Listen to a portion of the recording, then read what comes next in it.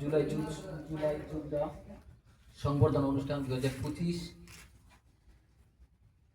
আজকের অনুষ্ঠানে উপস্থিত আছেন ইসলামী ছাত্র আন্দোলন সোনারগাঁ থানার সভাপতি, সাধারণ সম্পাদক, সোনারগাঁ থানা সিনিয়র নেতৃবৃন্দ, কৃতিত্ব শিক্ষার্থী, অভিভাবকগণ এবং জুলাই যোদ্ধাগণ, সবাইকে আসসালামু আলাইকুম। প্রথমেই সোনারগাঁ থানা ছাত্র আন্দোলনের প্রশংসা করতে হয়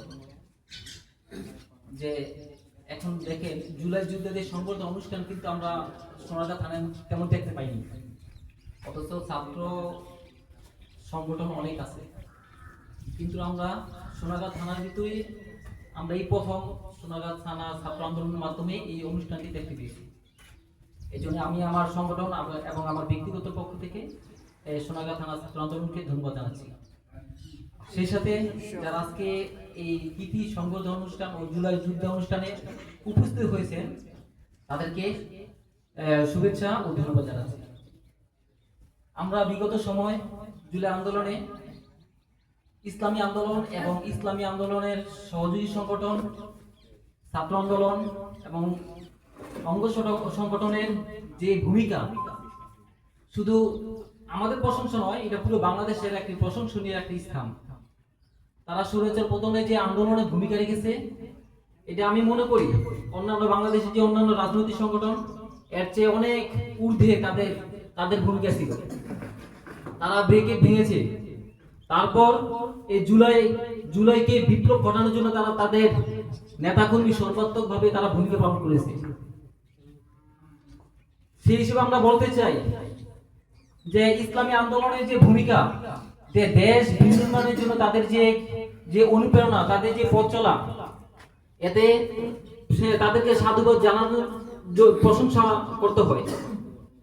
আমি মনে করি ইসলামী আন্দোলন বাংলাদেশ এবং তাদের সহযোগী সংগঠন, অঙ্গ সংগঠনের মতো পুরো বাংলাদেশে যত রাজনৈতিক সংগঠন আছে তাদের এই একই ধারায় রাজনীতি করা প্রয়োজন।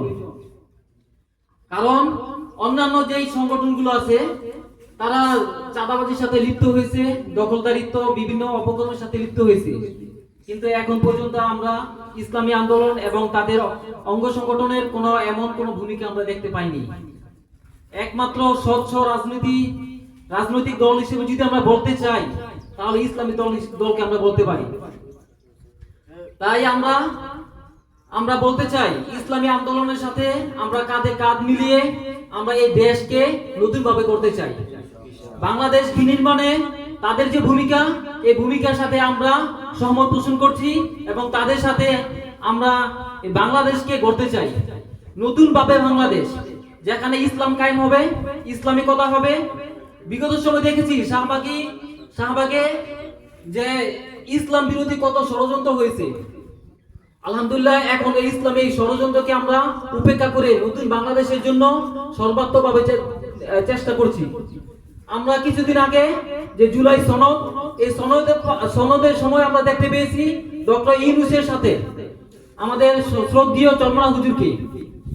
এতে করে একটি বার্তা বাংলাদেশের মানুষের কাছে এটা পৌঁছে গেল যে ইসলামে কতটুকু জয়গান বাংলাদেশে চলতেছে। আমরা এই ধারাবাহিকতা আমরা দেখতে চাই এবং আগামী নির্বাচনে আমরা সুষ্ঠু একটি নির্বাচন চাই, যেখানে কোনো ভোট কারচুরি হবে না, যেখানে কোনো যে অন্যায় হবে না, যে গত নির্বাচনের মতো যে দখলদারিত্ব, যে একতরফা নির্বাচন এমন যেন না হয়। যে যার যোগ্যতার বলে সেই সংসদে যাবে এবং মানুষের পক্ষে কথা বলবে, গণমানুষের পক্ষে কথা বলবে।